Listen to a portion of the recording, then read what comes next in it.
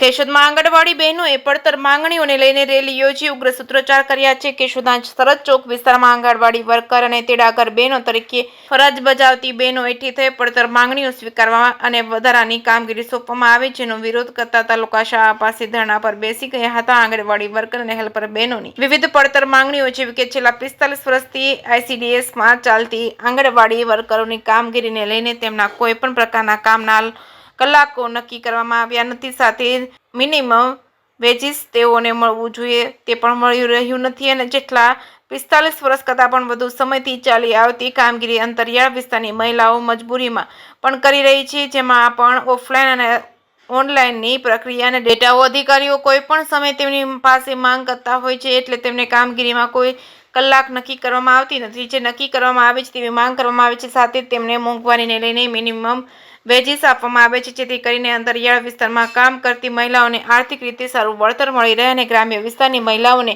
Online કામગીરી કરવામાં મુશ્કેલી પડે છે, તેમજ મોંઘવારી મુજબ વળતર પણ મળતું નથી। તમામ માંગો સાથે કેશોદ શહેર તાલુકાની અનેક આંગણવાડીઓમાં વર્કર અને હેલ્પર તરીકે કામ કરતી આંગણવાડી બહેનો દ્વારા આજે તેમની પડતર માંગણીઓને લઈને સરકાર વિરુદ્ધ આંદોલન શરૂ કર્યું છે। અગાઉ ઓફલાઈન કામગીરી એટલે કે માત્ર રજિસ્ટર મેન્ટેન કરવાની કામગીરી કરવામાં આવતી હતી અને રજિસ્ટરમાં જ ડેટા એન્ટ્રી કરવામાં આવતી હતી, પરંતુ હવે જે રીતે વર્તમાન સમયમાં ઓનલાઈન કામગીરી આપવામાં આવી રહી છે તે અંતરિયાળ વિસ્તારમાં મોબાઈલ નેટવર્કથી ખૂબ જ ગંભીર સમસ્યા છે, જે બાબતે વિવિધ આંગણવાડીના વર્કર અને હેલ્પર તરીકે કામ કરતી મહિલાઓ વતી યુનિયનના હોદ્દેદારો દ્વારા રજૂઆત કરી માંગણી સ્વીકારવામાં આવશે નહીં તો ઉગ્ર આંદોલન કરવાની ચીમકી ઉચ્ચારી છે। જેકેસી ગુજરાતી સાથે રાજુ પંડ્યા, કેશોદ। મારું નામ ગોહેલ લીલાબેન, હું આંગણવાડી વર્કર છું। આજનો અમારો મુખ્ય ઉદ્દેશ એ છે કે એક તો FRS મેન પ્રશ્ન તો FRS નો છે। જે FRS આપ્યું છે એમાં લાભાર્થીના KYC કરવાના, પ્લસ દર મહિને એક વ્યક્તિનો ફોટો પાડી અને એને T4 પેકેટ વિતરણ કરવાનું છે। 10 લાભાર્થીએ ખાલી માત્ર 2 જ લાભાર્થીનું થાય છે, બીજા લાભાર્થીને ફરી પાછા ઘરે મોકલી દેવાનું, એવું તો આખો મહિનો સતત। તો અમે બાળકોને પૂર્વ પ્રાથમિક શિક્ષણ ક્યારે આપીએ જો આ જ બધી વસ્તુ વિતરણ કર્યા કરીએ, MMYનું વિતરણ કરીએ, THR વિતરણ કરીએ, પ્લસ બીજી વધારાની કામગીરી કરીએ, તો પછી બાળકોને પૂર્વ પ્રાથમિક શિક્ષણ મેન તો હેતુ એ જ છે ને કે ભાઈ કુપોષણ ઘટાડો અને બાળકોને પૂર્વ પ્રાથમિક શિક્ષણ, પૂરક આહાર, તો આ વસ્તુ તો સાઈડમાં રહી જાય છે। અમે તો બીજી ઇતર પ્રવૃત્તિમાંથી જ ફ્રી નથી થતા। તો સરકારને અમારી વિનંતી છે કે અમને 3જા અને 4થા વર્ગના કર્મચારી જાહેર કરે, પ્લસ અમારું લઘુત્તમ વેતન લાગુ કરે અને વધારાની જે કામગીરી છે એ કામગીરીને દૂર કરે અને BLOની જે કામગીરી મારા બહેનો માટે અત્યારે આપી દીધી છે એ કામગીરીને હટાવે અને અમારે બહેનો માટે રાજ્ય સરકારનો પરિપત્ર છે કે ભાઈ ICDS સિવાય વધારાની કામગીરી બહેનોને સોંપવામાં ન આવે, છતાં એ પરિપત્રનો કોઈ અમલ કરવામાં આવતો નથી। પછી હાઈકોર્ટે ચુકાદો આપ્યો છે કે ભાઈ આંગણવાડીવાળા વર્કર હેલ્પર બહેનોને 3જા અને 4થા વર્ગના કર્મચારી જાહેર કરો, છતાં પણ એ પણ પરિપત્રનો કોઈ પણ અમલવારી કરવામાં આવી નથી। તો આજે સરકાર સામે અમારી વિનંતી છે, અપીલ છે, પ્રાર્થના છે કે આ મારી બહેનોનું સાંભળે।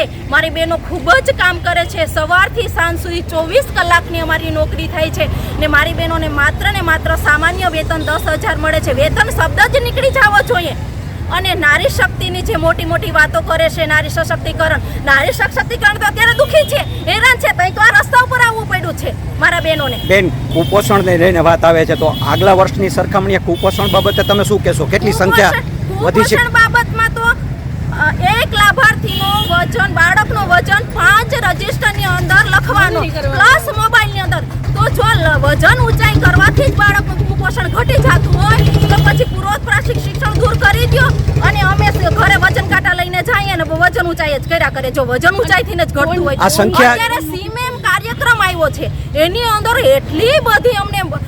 એટલી બધી કામગીરી કરાવે છે કે એક બાળકનો વજન મહિનામાં 5 વખત કરવાનો અને 5 રજિસ્ટરની અંદર એને ભરવાનો પ્લસ મોબાઈલ એટલે 6 અને મોબાઈલ રજિસ્ટર તો સરકાર કુપોષણની સંખ્યા વધી છે કે ઘટી છે આગલા વર્ષોની સરખામણીએ? તો ઘટી છે, પણ એને સામે જે દરમાં વધારો કરવો જોઈએ, પૂરક આહારના દરમાં જે વધારો કરવો છે તો સરકાર કરતી નથી।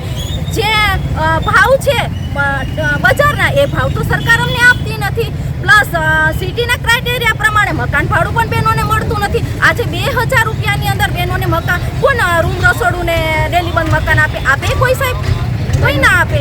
પછી મોબાઈલ તમારું આંદોલન ક્યાં સુધી ચાલુ રહેશે?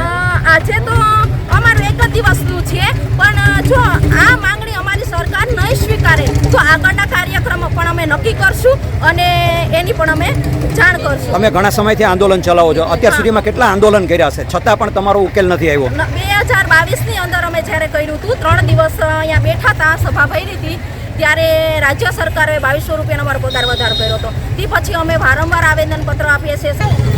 મારું નામ ઝાલા હંસાબેન છે. હું આંગણવાડી વર્કર તરીકે ફરજ બજાવું છું, યુનિયનના જિલ્લા પ્રમુખ તરીકે પણ ફરજ બજાવું છું. અને અમારો ધ્યેય એ જ છે કે 12મા પગાર પંચમાં અમને જોડ્યા નથી અને તમામ કામગીરી બીઓની કામગીરી પણ અમને સોંપવામાં આવે છે. શા માટે સોંપવામાં આવે છે? બધી તમામ કામગીરી અમારા માટે જોડવામાં આવે છે. તો સરકારશ્રીને એટલે અમારી નમ્ર વિનંતી છે કે આજનો અમારો જે હેતુ છે એ અમારો 12મા પગાર પંચમાં અમને લઈ લે એવી અમારી પ્રાર્થના છે. અને જે કાંઈ છે તે કામગીરી, વધારાની કામગીરી અમારા પર છોડે છે એને ન કરે એવી અમારી એની પાસે માંગણી છે.